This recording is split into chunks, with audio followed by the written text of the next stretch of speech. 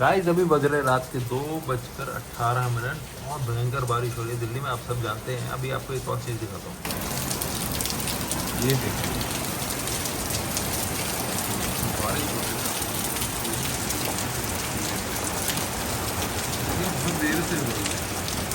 18 minute हो रहे हैं, नहीं तो मैं उतनी देर में क्या नहीं करूँगा। अभी आपको करिश्मा देखिए,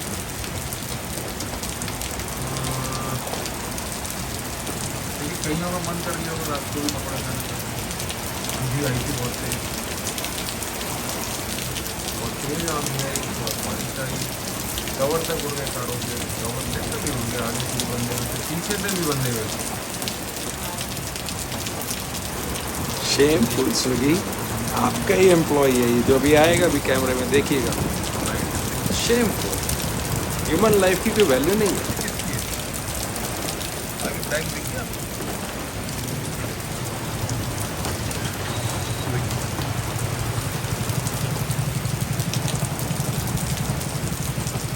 मानना पड़ेगा बॉस,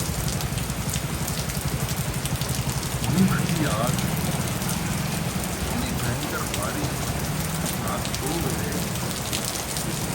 क्या हमारे तो बात लगी वहाँ। एम्प्लॉय के बारे में सोच लो, अच्छा नहीं है भाई।